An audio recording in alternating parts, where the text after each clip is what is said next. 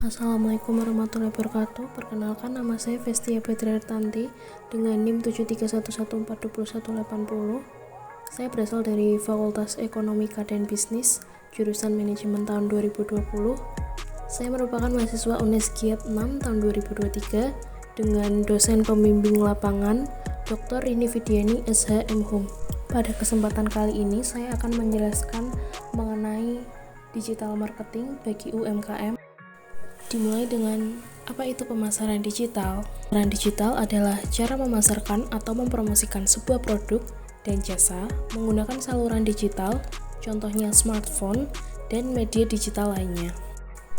Selanjutnya adalah kenapa sih kita harus beralih ke pemasaran digital? Jadi menurut survei yang dilakukan oleh AC Marketing, pengguna aktif sosial media yang ada di Indonesia telah mencapai 60,4% dari total keseluruhan populasi.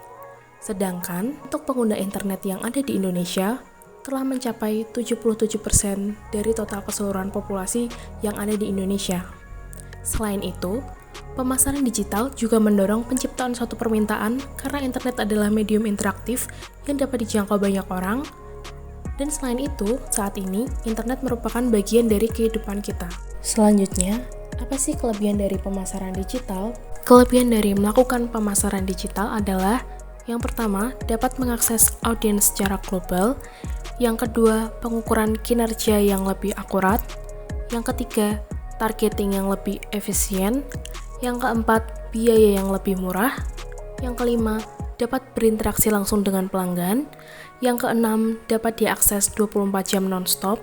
Yang ketujuh, semua orang dapat berbagi konten yang kita posting, sehingga jangkauannya lebih luas. Selanjutnya, apa saja sih saluran pemasaran digital? Yang pertama ada website.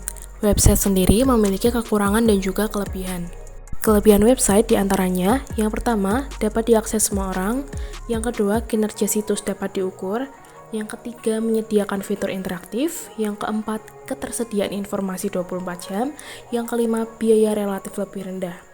Sedangkan untuk kekurangan website sendiri, yang pertama adanya persaingan antar website, yang kedua memerlukan perawatan teknis, yang ketiga ketidakmampuan menyajikan produk secara fisik, dan yang terakhir perlunya konsistensi dalam pembuatan konten yang relevan. Selanjutnya adalah sosial media. Instagram, Facebook, YouTube, dan juga TikTok merupakan beberapa contoh sosial media yang banyak digunakan dan cukup terkenal saat ini. Sosial media tersebut menyediakan fitur yang mendukung pemasaran digital. Di antaranya, yang pertama, ads atau iklan berbayar. Yang kedua adalah fitur live. Yang ketiga, berbagi konten video atau foto. Yang keempat, beriklan dengan kreator terkenal. Dan yang terakhir, fitur shopping.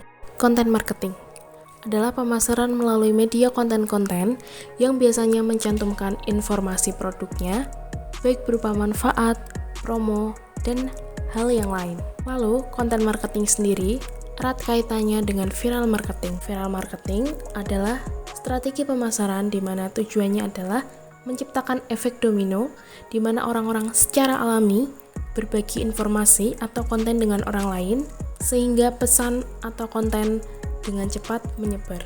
Influencer marketing adalah jasa yang ditawarkan oleh seorang influencer atau orang yang memiliki pengaruh di sosial media untuk mempromosikan suatu produk kepada pengikutnya di sosial media. Marketplace. Marketplace adalah pasar versi digital di mana penjual berkumpul dan bisa menjual barang atau jasa ke pelanggan meski tanpa bertemu secara fisik.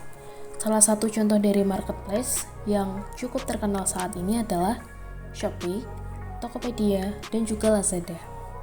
Selanjutnya adalah bagaimana cara menyusun strategi pemasaran digital. Yang pertama, ketahui lingkungan pasar dan persaingan. Langkah awal untuk strategi pemasaran digital yang sukses adalah memahami pasar dan persaingan dengan cara yang pertama, pelajari karakteristik pasar dan juga tren sektor.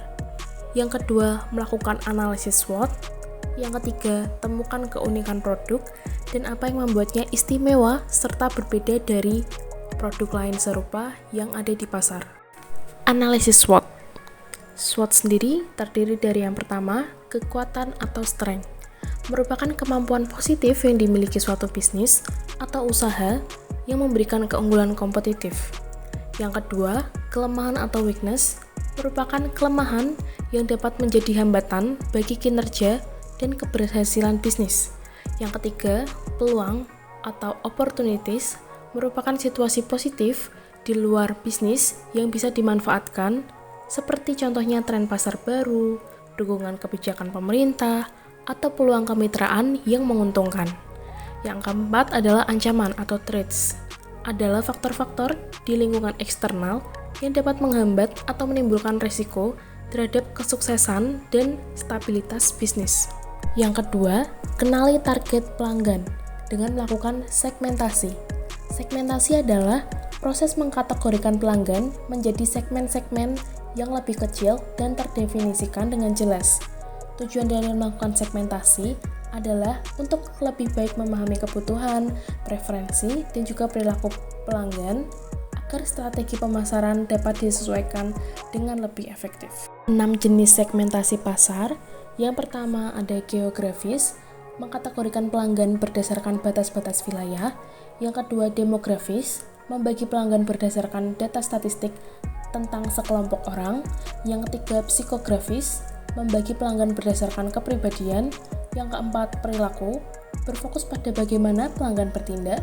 Yang kelima waktu, menerapkan strategi pada waktu tertentu. Dan yang terakhir harga, menyesuaikan harga berdasarkan pertimbangan keuangan target pasar.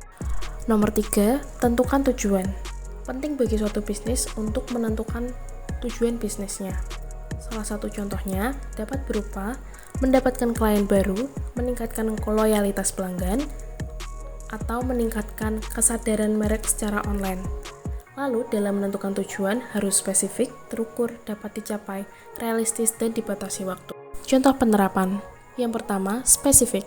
Contohnya, meningkatkan penjualan produk X sebanyak 20% selama kuartal berikutnya. Yang kedua, terukur. Contohnya, menggunakan data penjualan bulanan untuk secara objektif mengukur pencapaian target. Yang ketiga, terjangkau. Contohnya, memastikan bahwa target peningkatan 20% adalah ambisius tetapi masih dapat dicapai berdasarkan tren penjualan dan usaha pemasaran. Yang keempat, relevan.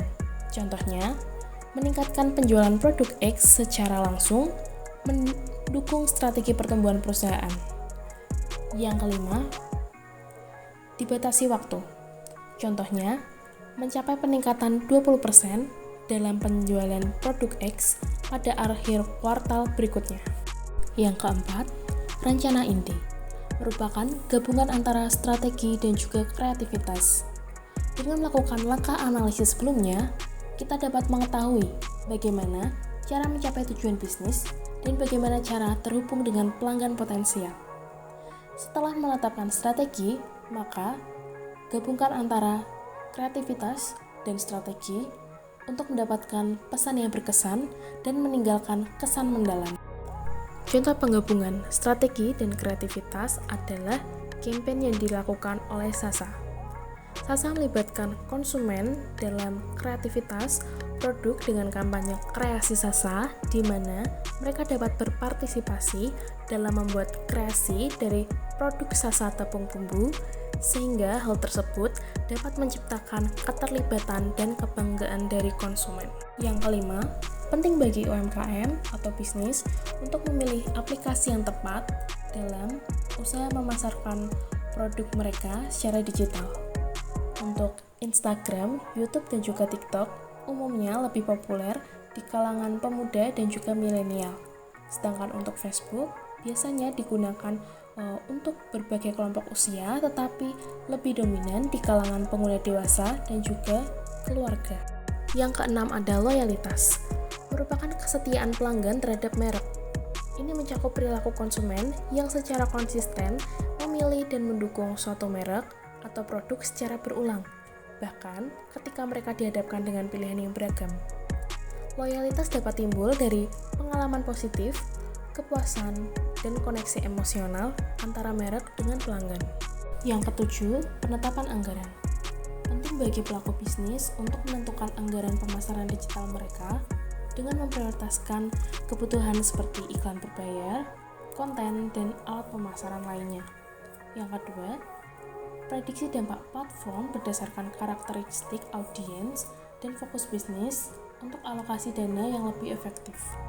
Lalu yang terakhir, perlunya memiliki kemampuan memprediksi saluran dan platform mana yang akan memberikan dampak terbesar pada pemirsa atau audiens kita.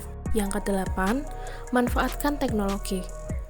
Pemanfaatan teknologi dapat mengoptimalkan, memperluas jangkauan, dan memberikan pengalaman yang lebih baik kepada konsumen sehingga memberikan nilai tambah pada strategi pemasaran. Salah satu contoh pemanfaatan teknologi adalah dengan memanfaatkan sosial media seperti Facebook, Instagram, TikTok, website, email marketing, dan juga Twitter, dan lain sebagainya. Selanjutnya adalah KPI atau Key Performance Indicator. Adalah petunjuk yang dapat digunakan untuk mengukur sejauh mana suatu usaha telah mencapai tujuan dan sasaran yang telah ditetapkan. Contohnya, jika tujuan suatu perusahaan adalah meningkatkan penjualan, maka KPI mereka bisa mencakup pendapatan bulanan, jumlah pelanggan baru, atau tingkat loyalitas pelanggan. Dengan melihat angka-angka ini secara berkala, bisnis dapat mengevaluasi apakah upaya pemasaran, penjualan, dan layanan pelanggan berjalan sesuai rencana atau perlu penyesuaian lebih lanjut. Yang terakhir, evaluasi kinerja. Dengan melakukan evaluasi kinerja, kita dapat mengidentifikasi kelemahan dan mempelajari apakah usaha pemasaran digital yang telah kita lakukan berhasil atau gagal. Sekian dari saya. Terima kasih. Wassalamualaikum warahmatullahi wabarakatuh.